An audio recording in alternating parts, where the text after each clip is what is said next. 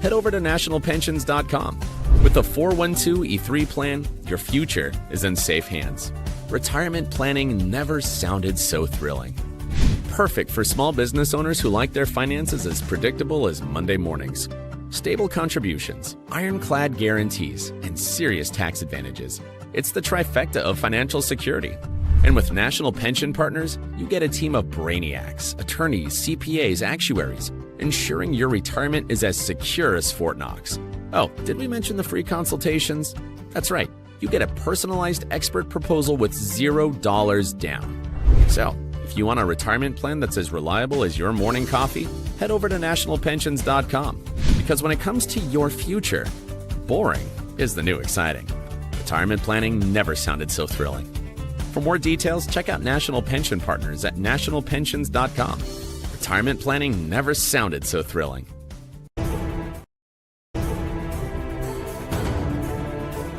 One of the things that business owners forget a lot is to prepare for their own retirement.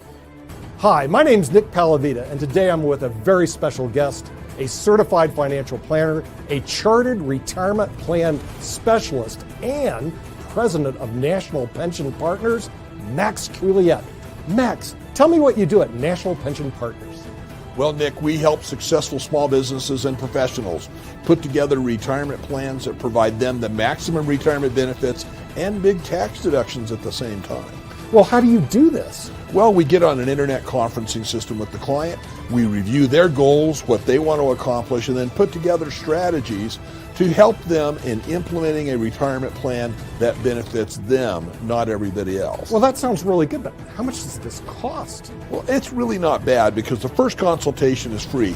That allows us to go through and discover whether this strategy works for that business and for you as the business owner and helping you maximize your retirement. Well, Max, how do we get this free appointment? It's really pretty simple, Nick. You can either go to our website below or call us at 877-252-1692, and then we can set up a time with either myself, Nick, or one of our other retirement plan specialists, another CPA or advisor in the office, to go over this with you and make sure it fits for you. Hi, my name is Lewis Haupt. I work with National Pension Partners, and I work with businesses to allow them to put the maximum away that they can for themselves and to save taxes.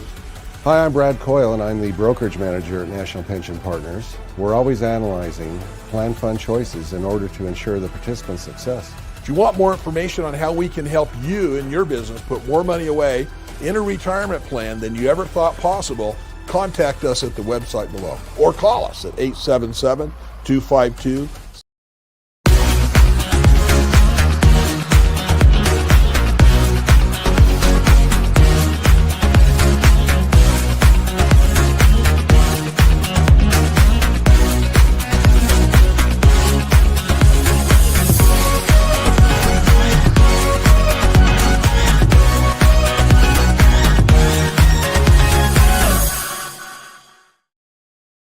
Hello, everybody. Welcome to the media show on the Pod TV network. I'll be your host for a while on our network, and we're going to be discussing all things media.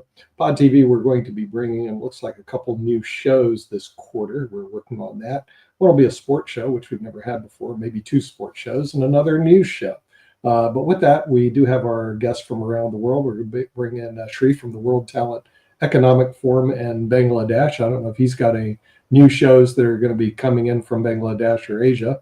And then we have Sasha Starr, who runs a lot of shows, the chess show, which I actually wasn't able to see, but I actually saw it, but I wasn't able to watch it. It was pretty good. It was about the U.S. Championship that's going on, which I'm trying to follow. And I thought you guys had some really good commentary on some of the games that took place there in St. Louis, so that's pretty good. Also, of course, Russia, China, Ukraine, and modern investments. Which Russia, China, Ukraine still going on. I mean, you know, when is that war going to end, Sasha? You know, our show is the only one for the last a little bit more than 3 years, we're talking about the victory for Ukraine. That victory will be at the end of the day, regardless whether it's a military victory or negotiated peace, whatever it might be. In any case, Ukraine is a big winner in this affair because it could single-handedly withstand pressure from the second biggest and strongest army in the world, which is Russian army, although today it's not number 2, it's number 3, because number 2 is definitely Ukrainian army. Yeah. Yeah. And World Talent Economic Forum, it looks like you're going gangbusters over there in Bangladesh, Dr. Sharif. And what are you doing in terms, you bring people in from all over the world. Looks like the headquarters of the world is now Dhaka. So how's WTF doing? Pod TV is headquartered in USA, so definitely we do focus on Pod TV. We distribute all of our shows under the Pod TV. One thing I think right now I can share with this, Sasha, I think you are origin from Ukraine. So we are, with my World Talent Economic Forum, with Ukraine, we are making a very positive synergies in terms of business, in terms of agriculture. Ukraine has a lot of agricultural production. Right now they are having challenge. And Bangladesh has around 180 million people.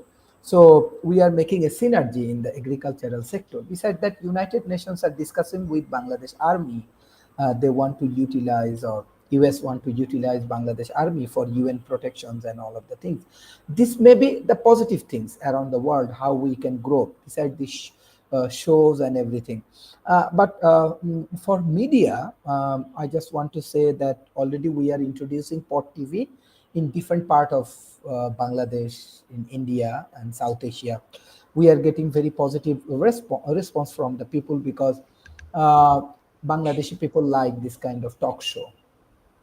So so they always love to attend different kind of talk shows and others. Maybe in the future, so you can visit Bangladesh with your team and we can organize a live face-to-face talk shows. In next year, June, we have a political conference, even though, you know, Bangladesh has political change and all of the things. With my colleagues and friends from USA, from Australia, they are helping me, and also Bangladesh Defense, Diplomat, and all of the people are joining. Maybe that is one another positive place where Pod TV can join and collaborate with a lot of peoples. Bangladeshi people like American people. Bangladeshi people follow American culture. Our university follow American syllabus. So I think this will be very good time for you. Really? Wow. So the thing is, yeah, I did know some countries follow the U.S. and some countries, like in Spain, they got mad at Trump, and Pedro Sanchez, our prime minister, told him to go shove it when he was trying to do some policies that were anti-Spain. So the Spanish people here are really pretty independent. And boy, on the internet, we got such negative pushback from the Americans. I was going, I don't think they've ever been over here. They have no idea what the European Union looks like. So all they did was criticize the European Union like we're a third world country over here, which I hate to say it, we're not, you know. So, but I enjoy going back and forth. So I go across the pond all the time. And they say they're going to bring the Concorde back next year. We'll see. I'm serious. So this way it'll cut down the flight time to 3 hours to go from, if you want to take the Concorde. But I'm not sure if I want to take the Concorde. I've heard the ride is kind of like horrible.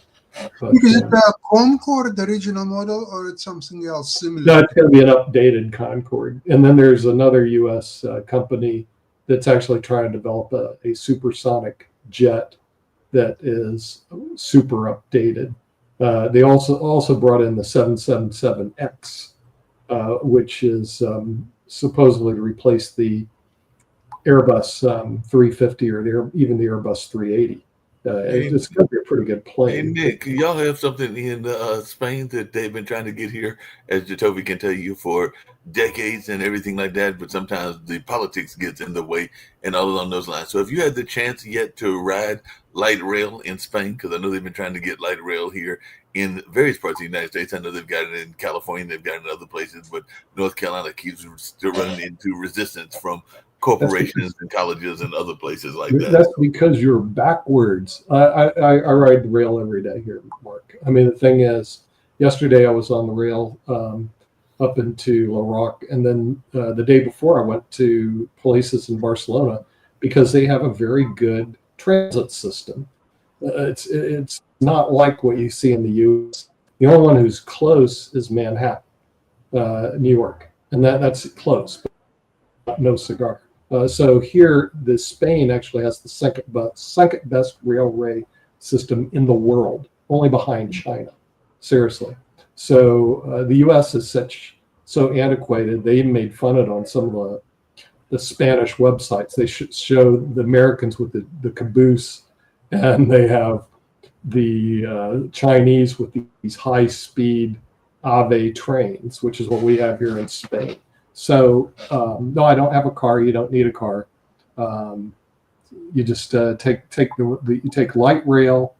You have trams that run upstairs. You have subways that go downstairs, and you have a train that runs parallel. So between all the subways and the trains and the trams, you don't need a car. And they build everything compact, so you don't have to run all over the place. It's not like the United States at all. The U.S., you have to have a car. So when I go to the U.S., I have to rent a car. I don't have a choice because everything's so spread out. But in Spain, I do have a choice, and so I don't have a car. But don't forget that the American road system and cities, they were built around cars.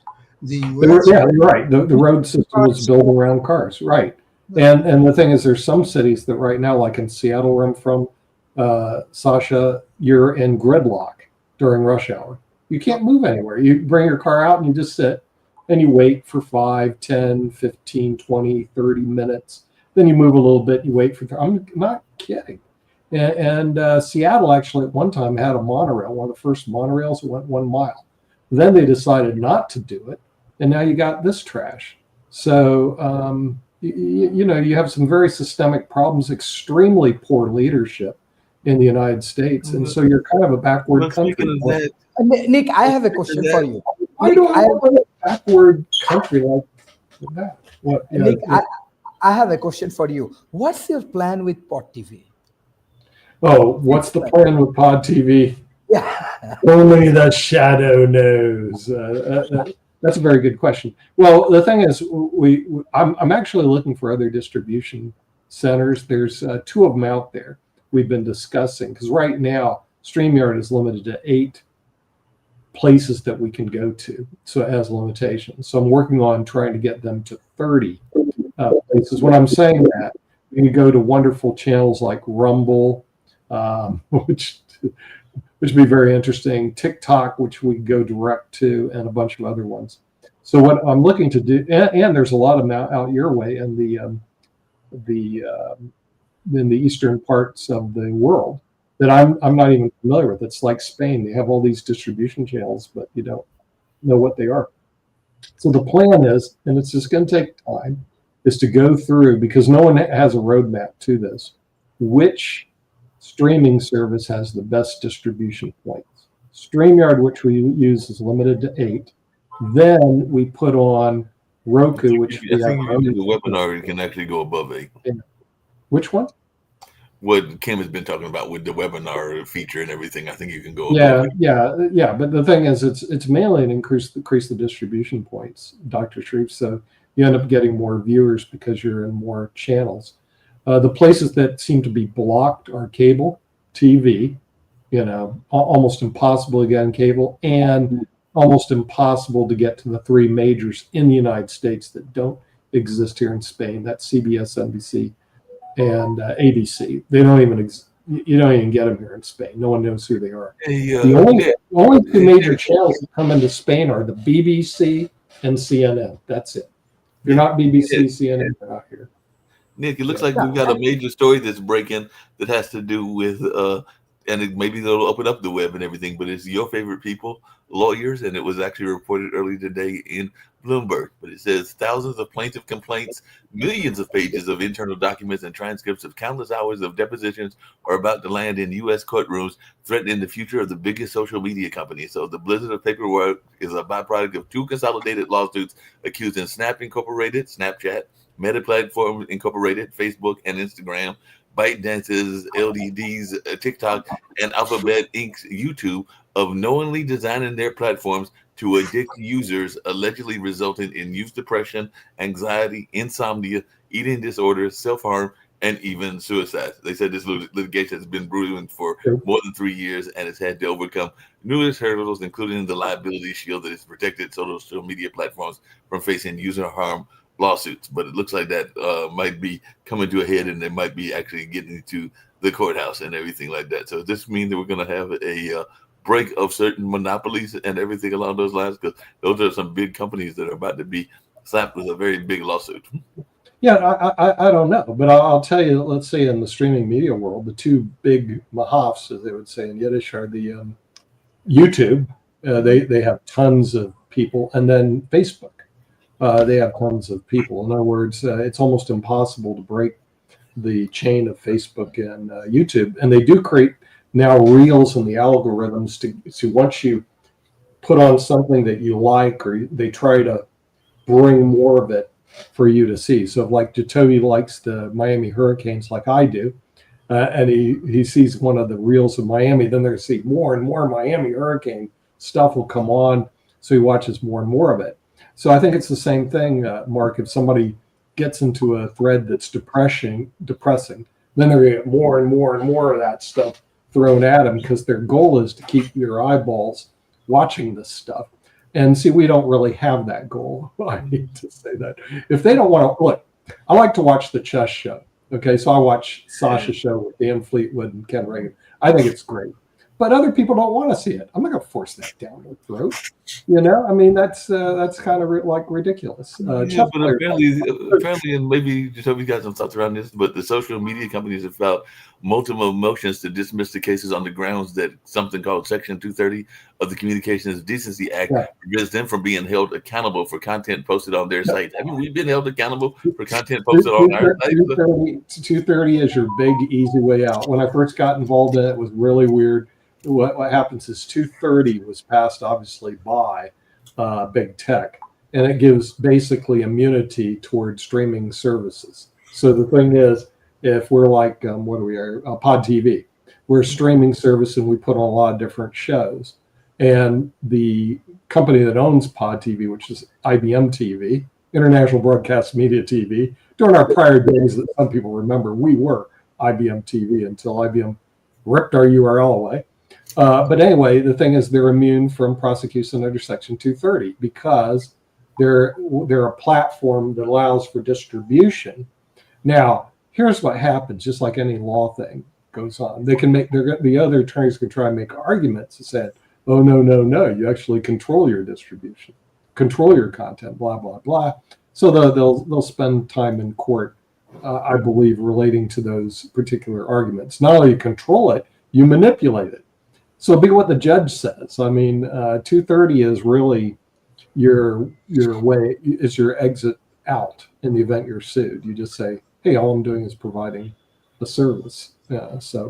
But being in Spain, unfortunately, my company's not domiciled in Spain. It's domiciled in Florida. Well, that's okay. Domiciled in Florida, you got all. That's domiciled in Florida, but that's okay. I'm going to defend. I'm re-domiciling one of my other companies in Florida because I'm a member of the Florida bar. I can defend it. But having it overseas is even better, because then the U.S. plaintiffs' attorneys have to reach. Let's say we re-domicile in Bangladesh. Okay, they have to go all the way to Dhaka to file a lawsuit.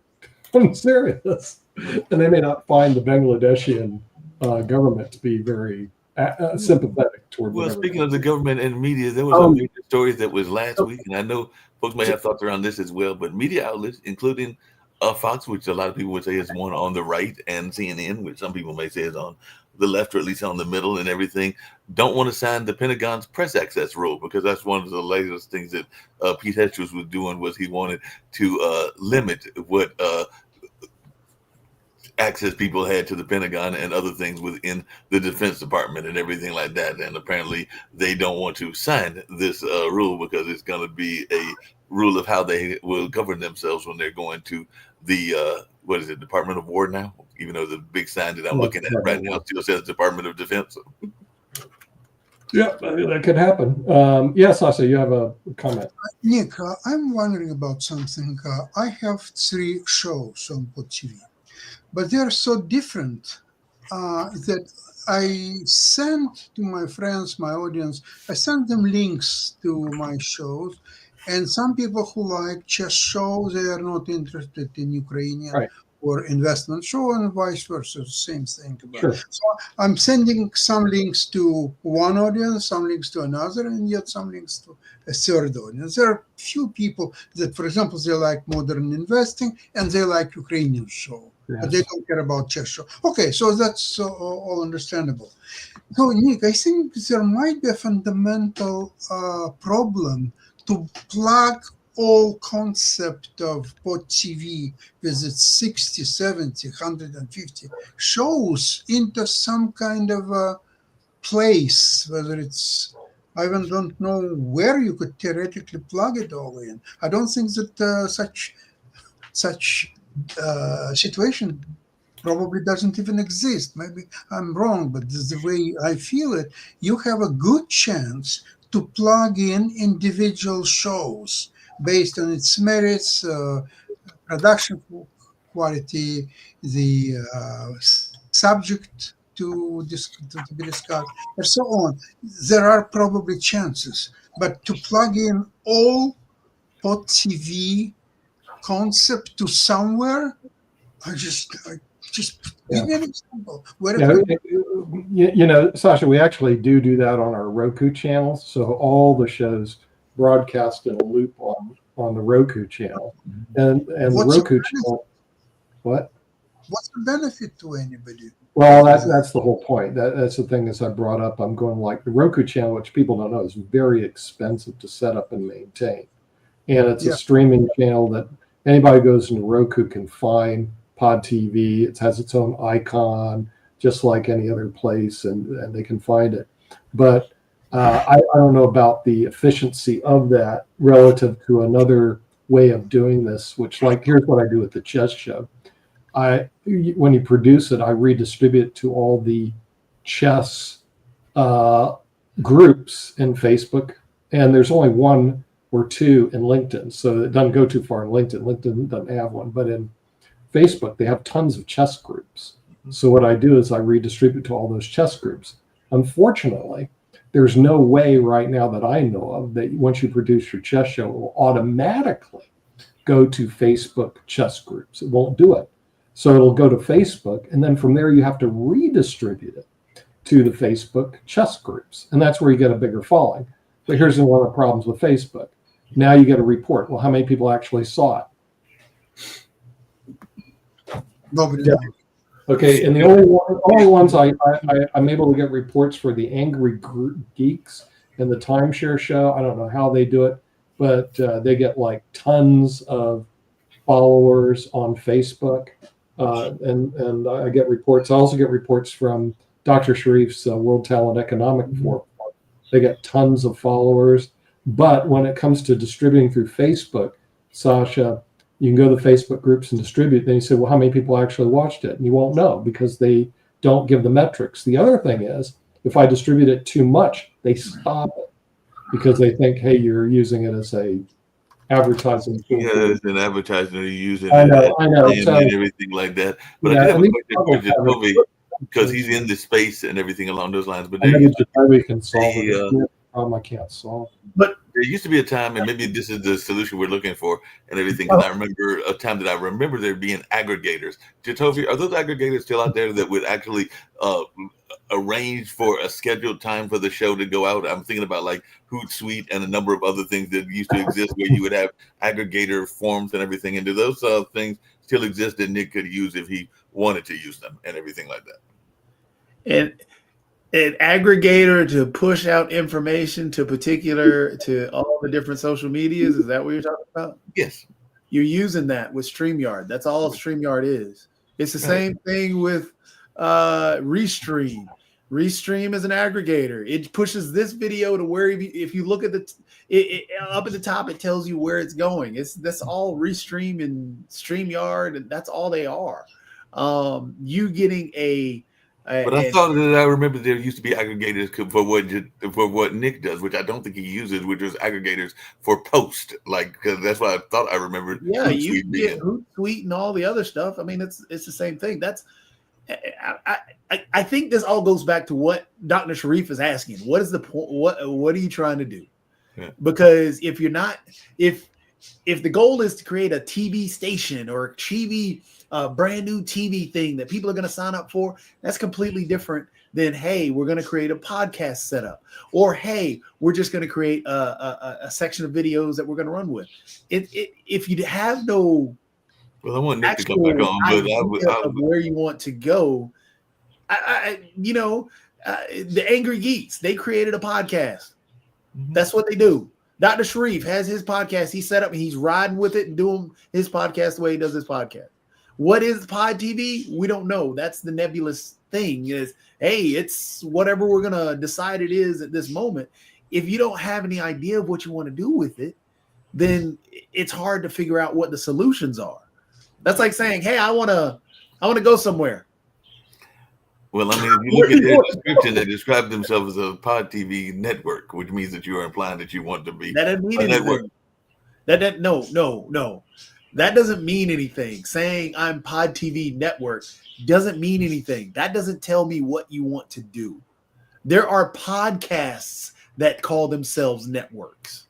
There are actual short comedy clips that call themselves networks. Yeah, but I mean, I got the impression, like I said, I can't speak for them because they're the two owners, and Nick can jump back on if he wants to, but I got the impression it was like Binge or a couple of the other ones that have succeeded and failed. I mean, it was out of, I think he's out of the Maryland area, but he was doing it. It's not Eric, but it's somebody else who was doing like a Black Business Network kind of thing and everything like that. But that was going to be a network of Black shows and everything like that. So I was on the impression, even in the new ones that they're recruiting, that they want to be a network of shows. Now, whether that network is going to be various shows, which is what I think of as a network, because even if I think of ABC and CBS and PBS, they've got everything from fishing shows to economic shows to a number of other things. Is that what Pod TV is trying to be? That's what Pod TV is trying to be, in my understanding. So if Pod TV wants to be a network, then you have to have scheduled hours when these shows are on. That's not what's going on. They are supposed to be scheduled hours. What's going on is you have recorded shows that get views outside on the internet. You don't have a scheduling set up on Roku or like a YouTube TV or a Direct TV that, okay, we're watching that's not happening. What it's set up more so is you're trying to be something like a YouTube, like another collection of shows that get posted on a particular Pod TV. So you're just in a network of podcasts. But you tell me, if you go by the schedule, it's supposed to be a schedule, and I try to keep that schedule up. But there is supposed to be a schedule that has the show. Hold on a second. That has the shows airing. Like Sasha is supposed to run at 3:00 on Saturday. He records on Friday, but he's supposed to run at 3:00 on Saturday. If you look at the schedule, there are other times that the show is supposed to run as well. And the same with Sharif. Sharif is supposed to air at 7 on Tuesdays and Thursdays in the morning and everything like that. And then he's supposed to re-air and everything. So there are times that it is supposed to be a schedule. Mark, can you watch Dr. Sharif on Wednesday? Can you watch Dr. Sharif on Wednesday? I mean, what do you mean, can you watch him on Wednesday? Yeah, I mean, you can watch him on Wednesday, but that's not this. So it's a collection of podcasts. It's just that your podcast records on a particular day. You're a collection of podcasts. Okay. That's what the TV station is, or this network is. It's just a collection of podcasts. You're not, we're on live right now, but can you watch this in an hour? Yeah, but that's what I'm saying. If you look at the schedule, on, like, so take Timeshare, which is coming up next and everything. Timeshares will air first thing in the morning at, I think, like 12 or something like that. But if you look at the schedule, you can know when Timeshares is going to run. Listen to what I'm saying, Mark. Mm-hmm. This is airing right now. We are live and in charge right now. Right. What time is it? 12:31 here in Durham, North Carolina. Right. On these At 1:30, can I watch this same show? Yes, you can, but you can do that with At 2:30, can I watch this same show? Yeah, you can go back and watch it on YouTube. So, in other words, it's a recorded entity. It's a recorded thing. It's a recorded podcast that we have that we're placing on we're just grouping them all together. Just if you go to, for example, if you go to YouTube, matter of fact, I'll even bring up YouTube. You know what? One of the fun people that I've been that I love watching, Mehdi Hassan. You know Mehdi Hassan? You ever watch Mehdi Hassan? He's fun to watch. Matter of fact, we won't even do Mehdi Hassan. We'll do one of the cool kids that is making it big right now. I brought him up before. Dean Withers. Dean Withers is fun to watch. You know what? He has a whole channel on YouTube, right? Has a whole channel with all of his YouTube videos on there. Matter of fact, we'll do one that even has a particular schedule. We'll say Destiny. Destiny's fun to watch. Y'all ever watch Destiny? Destiny's interesting. He's good. He's right now traveling around. Matter of fact, Canada. There's a group from Canada that's come down and traveling the U.S. doing they use the F word, but it's the the U.S. or something. It's Pangolin, or I cannot remember, but it's a Canadian group that's come down. They partnered with Destiny and some other YouTubers or some other influencers that are out there. He has 850,000 followers. He goes around. He has these videos, right? And these videos are scheduled. Mm-hmm. He has these lives. He has these podcasts that play. They are live. They're grouped together. Mm-hmm. This is what you're doing. Yeah. This is no different than what you're doing with Pod TV. You're just creating a Pod TV that's not on YouTube, that you want people to go off of YouTube to go to Pod TV, to come back to YouTube to watch the Pod TV. It's just you're collecting your group. You could just honestly, you should just be a website and put these podcasts listed in there, take the traffic off the website, highlight on the social media channels, and that's it. Let people podcast directly to your site. That's it. That's what you should do. But again, it all boils down to what you want to do. A question. So do you think is it a viable proposition, for example, to take all shows separately? Okay, I'll be talking about my shows because I understand it better than anything else.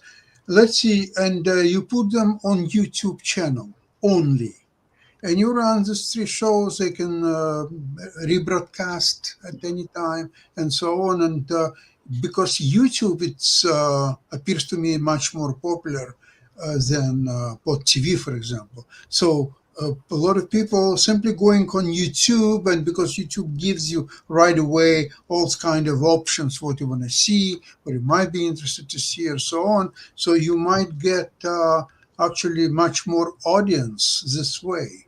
What do you think? Again, it all boils down to how you want to market it and what you want to do with it. For example, this guy is doing exactly what you were simply just discussing right there. Taking his show, he's taking this Reese Waters show.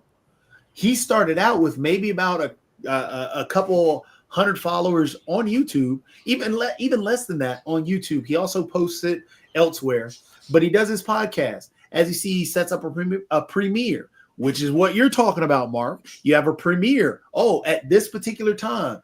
Right now, there are 3,200 people watching this premiere of what he's doing right now. The other protesters in this area, so really something to see. Right now, we've got so he's talking to people and doing other things and doing his reports. He also, you can set up, hey, we're going to have this release and upcoming, and people will log in for updates on what's coming up. What's this upcoming release, which he does a lot of. He set up this whole members only thing. There's a lot. That's another way of people making money. So Sasha, yeah, I mean, I would place a lot of your stuff on YouTube. I would honestly create a page on YouTube just like this.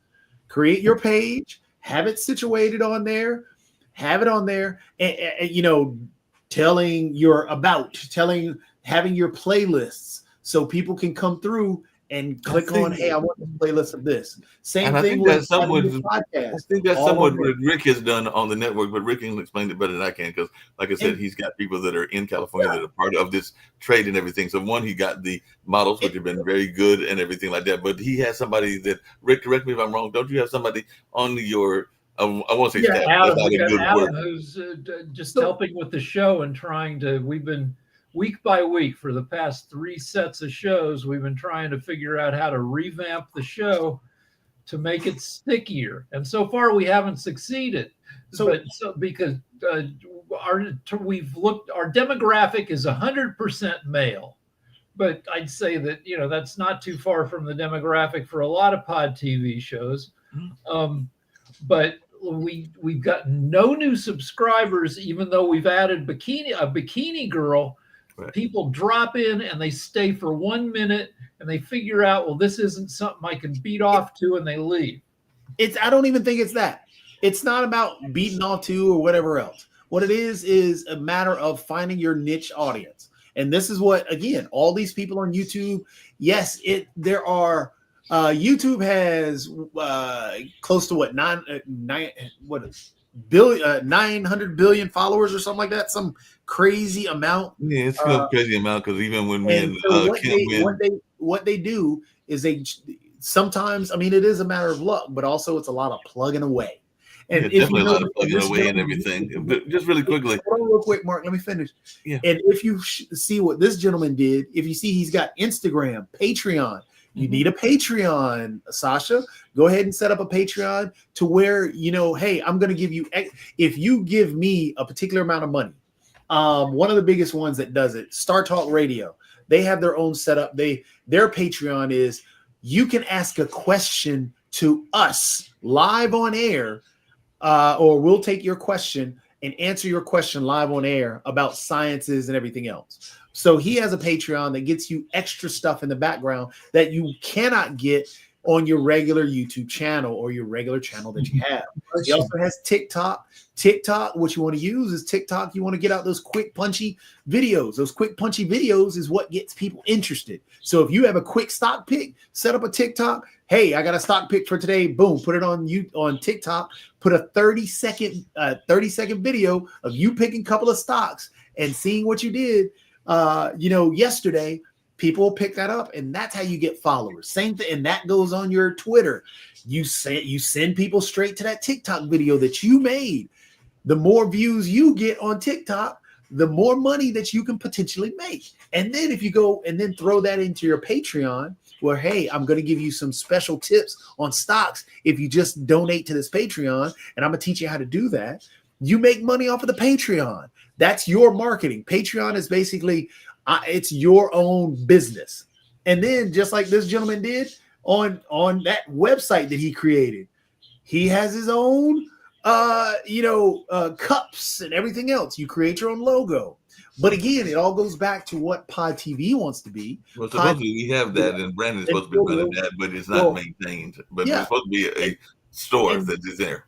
Yep, and Pod TV could be a central location of a link to, okay, we're going to start sending people to these podcasts rather than, hey, we're going to control all these podcasts and you can only go to Pod TV to watch it and only see it on Pod TV or on these particular channels.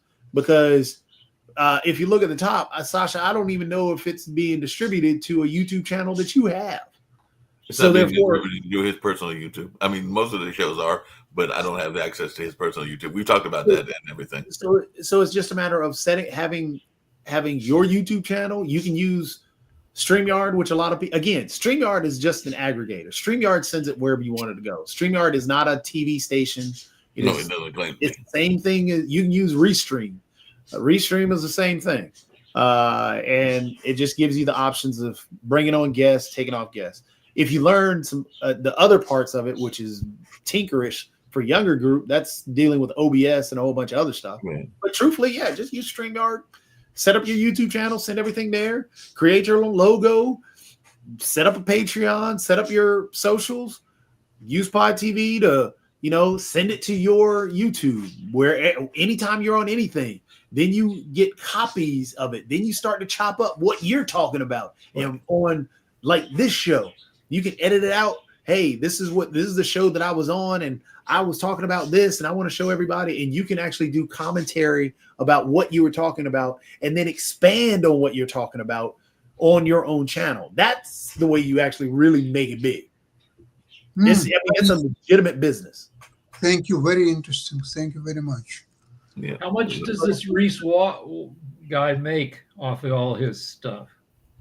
I mean, I'll have to look him up, but if you look at, he started out with 30. Well, when I started looking at him, he had 32,000 followers. Now he's up to 613,000. He has 1,600 videos. He's got his own website. My guess is he's making a decent amount of money right now. I mean, he's got to be making at least 30 to 40,000 a year. Is he a big enough game that other people, that he gets to go on other stuff? Or is that not the game at all anymore? Oh, that's definitely the game. Like I said, with this guy, Destiny's huge. He only has a few more followers than the other guy. He has 850,000 followers. But now he's traveling around with, was it Pang? P-A-N? Yeah.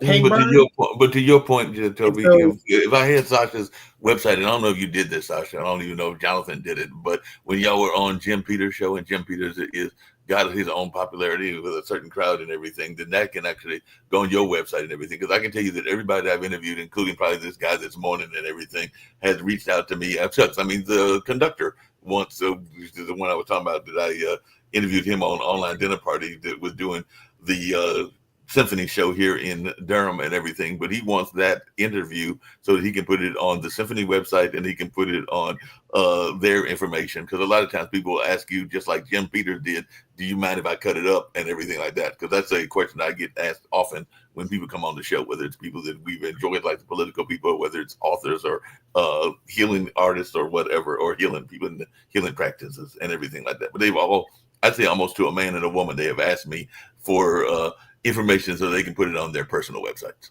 So check this out. And this is what you were talking about, Rick, in terms of, so this is another guy that I really, really enjoy. Honestly, Rick, you would love him too, a lot, just to watch his videos. It's Professor Dave Explains. He's freaking hilarious because he gets asked on a lot of different shows. Matter of fact, he was on not Chris Cuomo. He was on Pierce Morgan, because Pierce has tried to get him on multiple times. If you see, he has 4.3 million or 4.4 million followers, basically. And he gets tons and tons of views.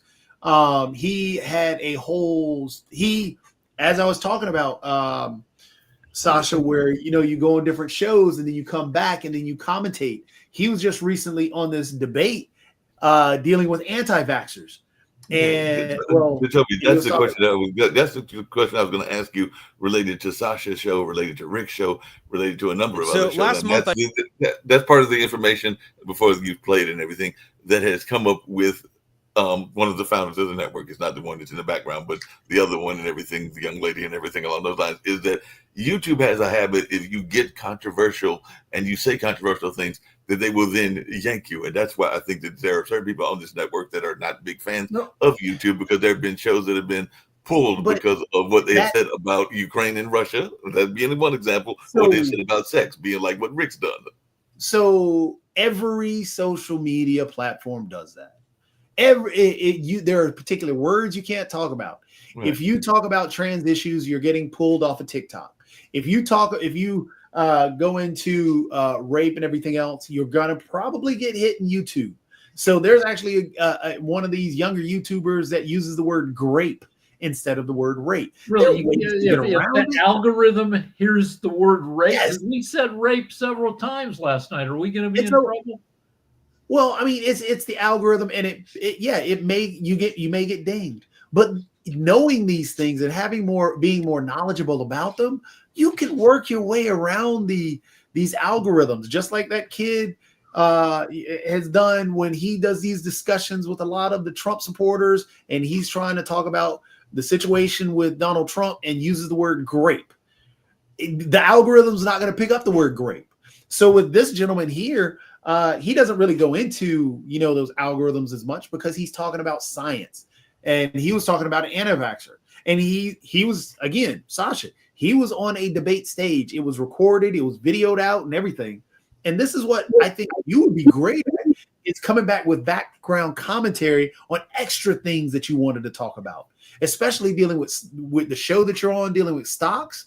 Come back and say, okay, well, maybe I should have, or hey, I meant to push this more, like with this gentleman. I traveled to New York City for a live debate against some very prominent anti-vaxxers. It was actually a very productive exchange where we were able to find a lot of common ground and everyone in the audience left a little smarter. I'm just kidding. It was a complete shit show where one of the frauds basically rage quit. Who are these assholes and how did it go down? Let me tell you all about it.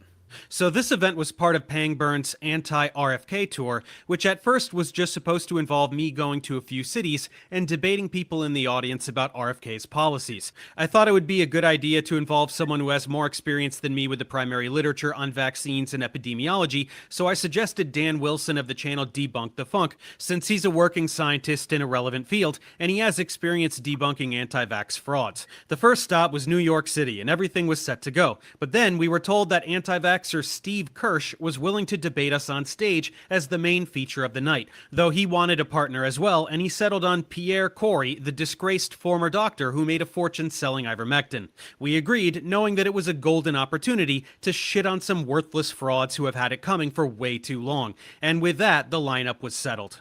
Of course, they went back and forth with Travis of Pangburn Productions nitpicking the contract, making 5 rounds of revisions, and all kinds of extravagant demands, almost as though they didn't actually want to go through with it all and were just pretending for the optics. But eventually everything was worked out, so we dug into the details. The topics of the debate were to be as follows. 1. Vaccines and autism. Is there a link? 2. New measles outbreak. Is misinformation to blame? 3. Did the COVID vaccines save lives? RFK Jr. pulls $500 million in funding for vaccine development. Is this good for the USA? 4. Are kids better off being fully vaccinated according to the CDC vaccination schedule or fully unvaccinated? 5. Should we eliminate liability protection for vaccine manufacturers? 6. Is ivermectin effective against COVID-19? As you can see, most of these topics are fucking insane, most notably number 4, and it is beyond disheartening that anyone thinks any of this needs to be discussed. But that's the world we live in today. Now, Pierre was whining like a little bitch the entire debate, constantly disengaging to complain to the producers about how awful we were being, since douchebag bullies like him aren't used to getting smacked around by someone bigger and stronger. Because of his toddler attitude, things were cut a bit short and we didn't hit topics 4 and 5, and just skipped straight to 6, after which Pierre decided he'd had enough and he left the stage. Even the heavily skewed audience full of insufferable anti-vax trolls desperately shouting over us the entire event weren't enough to help Pierre keep his cool while getting bodied. Now, to provide you with the proper context with which to view this debate, it is the case that Kirsch and Kory are 2 of the biggest pieces of shit on the entire internet. They're not like some idiot flat earther or even a Graham Hancock type figure. Their lies are so vile and result in such profound harm being done to society in the way of a measurable death count that each of these assholes will get their own videos a little later. Everyone needs to know their background, the extent of their grift, and an understanding of how they can be further humiliated and neutralized. But today I want to focus on the debate only, so just take me at my word about who they are, some of which will come out during this analysis anyway. Sadly, I can't repost the debate in full, as Pangburn needs to recoup production costs, so head over to the Pangburn channel if you'd like to see the whole thing uncut. Here I'm going to give you the highlights with commentary, and Dan will jump in to give you some key information where appropriate. By the way, Dan absolutely crushed in the debate, and everyone needs to go subscribe to his channel immediately. His expertise will come in handy in this analysis, because these jerks vomited up some shady anecdotes and a whole lot of lies about papers they didn't include in the list they gave us beforehand, so we have to highlight those and do some fact-checking. The point is to show the clear contrast between their endless narratives and our mountain of empirical data. And we also have to highlight the numerous times that Dan and I trapped them in a corner so that everyone could watch them desperately try to weasel their way out and gish gallop, as these are the best moments for illustrating what disgusting grifting frauds they really are. Does that sound like a plan? Great, let's get started, right after a quick word from today's sponsor, Incogni. As you can imagine, given my profession, a lot of people And how many? Cogni helps wipe yourself from the internet completely. Where They he can't really harm you if they can't on the find you. video. Click on the link below to claim your 60% off and get your personal data off the market. So first of all, by a show of hands, how many of you in the audience think that there is a link between vaccines and autism? 1, 2, 3, 4, 5, 6, 7, 8, 9, 10, 11, 12, 13, 14, 15, 16. Wow. About 23 of you. Wow, interesting. And how many of you don't believe there is a link? Hands up.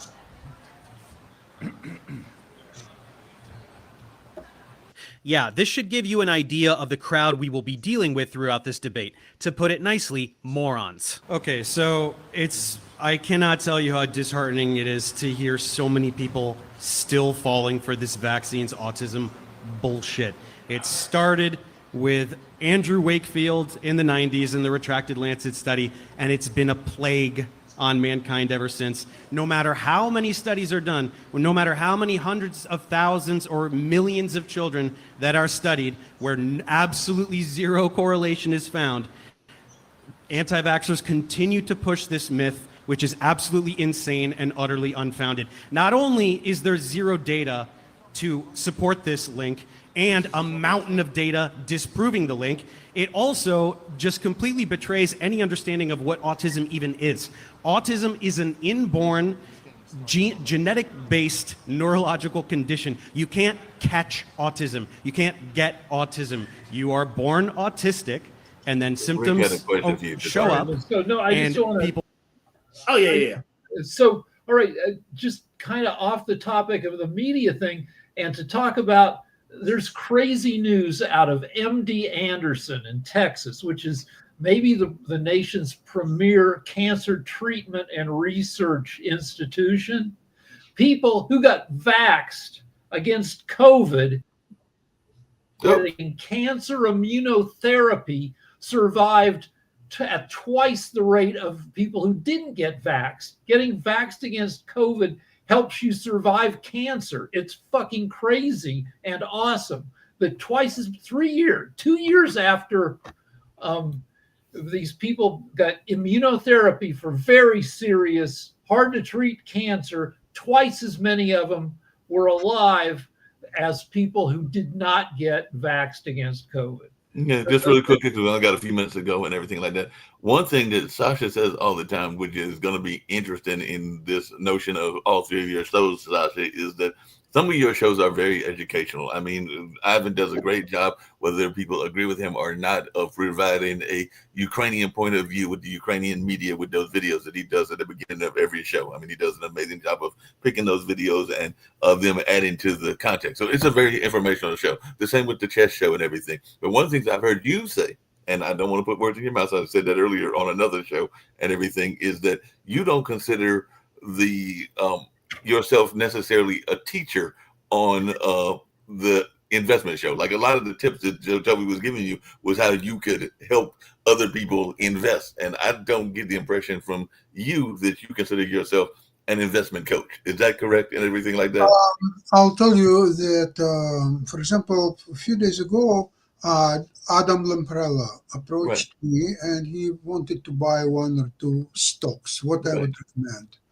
I told him that based on today's market conditions, I believe that it's a risky situation. However, one stock that I would recommend for sure, it's Pfizer, because it's a quite stable, huge company that pays dividend. And at that, actually a very big dividend.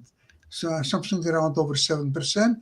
So I would recommend that. So he was very happy with this and asked me if he should buy NVIDIA as well. And I told him, look, NVIDIA is a great company. However, stock is almost at its all-time high. It may go higher, in fact, because they have earnings report at the end of November. So if you want to get NVIDIA stock, yes, go ahead, but buy half of the number of shares that you would normally buy or you would consider to buy. If you want to buy, say, 200 shares of NVIDIA, buy 100 now. and wait with another 100, maybe after earnings report or shortly before it, but don't put all your money right away. Okay, I can do that. I can show, and normally I do. I explain people what are my holdings right now, what I bought in the last few days before the program, and why I did it. So, okay, I'm doing that, but I'm not marketing myself as a teacher or a consultant or just anything like that. I'm just telling people what I'm doing, that's all. Right. You're telling people what you're doing, and they can follow what you're doing, then they can possibly do the same. But that's up to them and whether they have that same capabilities, because not everybody has a star capability. Mark, a very quick question. Any of my shows, do you run as the repeats during the week? Yes, all the shows, including Rick's, are run as repeats during the week because they have a program, and I was trying to think of the name of it. Caster is the program that they use, and I am not as much in charge of that. That's actually the engineer Sean who helps with that part of it. Well, I'm considered the program manager and the producer of most of these shows and everything. But yes, it is a run during the week. The investment show is a rerun. The chess show is rerun, and Ukraine and Russia are rerun several times, and it's actually supposed to be on the schedule. Sometimes the schedule isn't as updated as it should be and everything like that. But yes, you should be able to even see when you will rerun. So when are you doing updating the schedule? I will probably update the schedule again this evening. I try to update them at the first of the week. Okay. Excellent. Thank you. I'll see you around. No problem. And we're getting ready to go to the to Timeshare, which is one of those popular shows that they were just talking about and everything. Any final comments you got, Rick, before we get ready to get out of here? No, I missed a lot of I'm just going back to bed. You and we worked hard, long hours yesterday. I think it was worth it. It was our craziest shows yet. I think it was crazy show, but it was a good show. I like having both Shannon and what's the other young lady that begins with a C as well? Cassidy. We'll try to get her back for the next set of shows, or some other, lovely. Cassidy's an anarchist, so Lance is Trumpy. I'm liberal. We need to explore anarchy. Just Cassidy's an anarchist. I got the impression that Shannon is somewhat of a healing person, kind of like some people would consider her like a star child back, or a hippie and everything along those lines and everything. And she's definitely very much which I'm find interesting, since she's one of Lance's models. I would say that she's a feminist as well, and I don't. Well, yeah, I mean, anybody reasonable is a freaking feminist. Feminism just says that women should, have equal, as much, choice in their destiny and as guys. It's not, anything. But I want to talk to an anarchist. I want to talk to somebody who thinks that both political parties are bullshit. And there's a number of those people out there. And there's even some anarchists that I know here in this area. So maybe I'll have them come on the show with me next time and everything like that, that you book one. But yeah, there's some anarchists here in the Durham area. I might be able to get them to stay up late and come in there and conversate. No, I don't think I think it's not entirely a legit point of view. I think the Democrats are a lot less bad for America than Republicans, but corporate politics, where you need a shitload of money to do anything, is terrible for America. I agree. But on that note, we're getting ready to get out of here because we got to get to the Timeshare show, and I'll catch you later. All right. See you tomorrow. Thank you. Bye.